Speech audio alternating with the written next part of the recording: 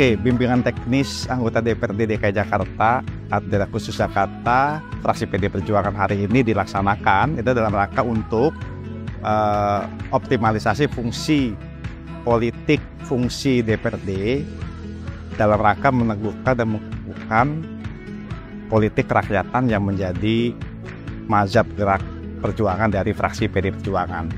Dan itu pertama. Kedua, ini sekaligus untuk lebih memantapkan fungsi-fungsi politik yang dimiliki oleh DPRD, baik fungsi politik pengawasan, fungsi politik anggaran, maupun fungsi politik peraturan daerah atau legislasi.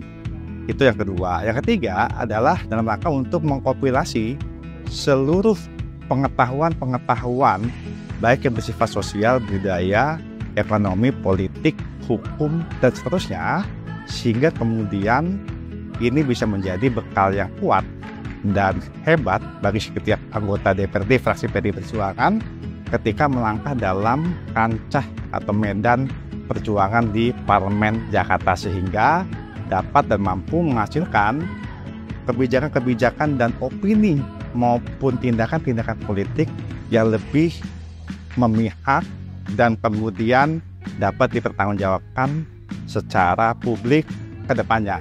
Jadi itu tiga hal yang menjadi fungsi-fungsi yang kita hendaki.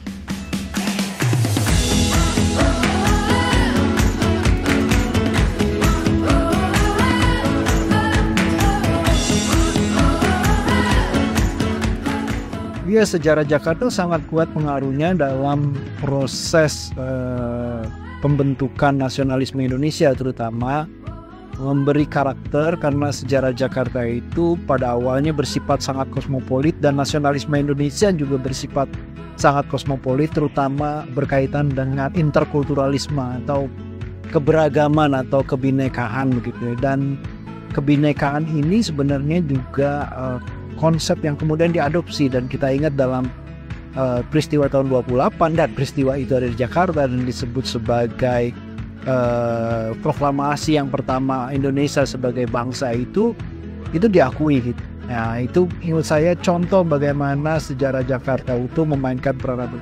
Dan aspek sejarah Jakarta sebagai kota tumbuh kembangnya nasionalisme, kita harus ingat juga bahwa pergerakan nasional dengan kebangkitan nasional yang diperingati setiap tanggal 20 Mei itu awalnya ada di Jakarta.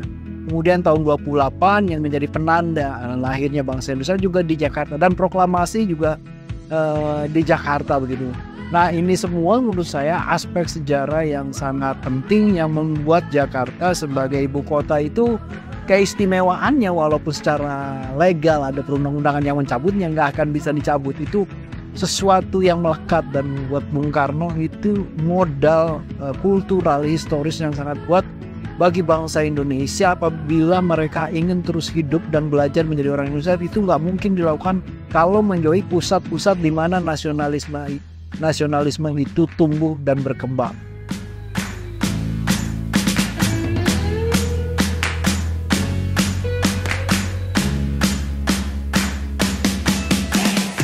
Ya, PDIP itu berada di Jakarta itu justru harus menjadi garda paling depan pemertahanan Jakarta sebagai benteng demokrasi. Karena nasionalisme Indonesia itu tumbuh di Jakarta salah satunya sebagai antitesis dari kolonialisme, dan kolonialisme itu sangat anti demokrasi.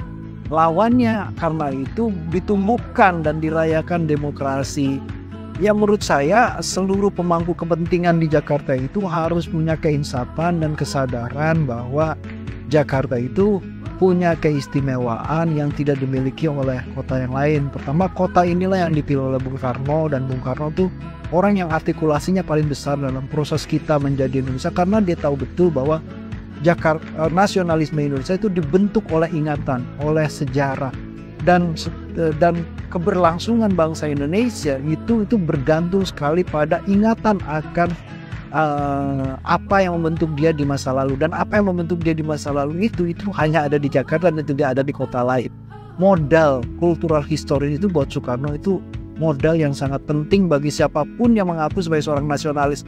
Kalau dia ngaku sebagai nasionalis tapi mengabaikan aspek sejarah dan perkembangan nasionalisme di kota Jakarta dan ingin merendahkan, wah itu durhaka.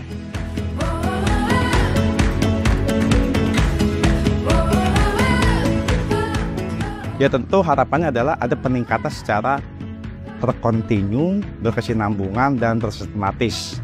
Artinya dinamika politik Jakarta setiap saat bergerak dan berkembang, dan ini harus diikuti oleh dinamika pengetahuan secara politik, baik tingkat opini maupun real operasional di lapangan, itu secara membaik, saling mengisi dan sinergi.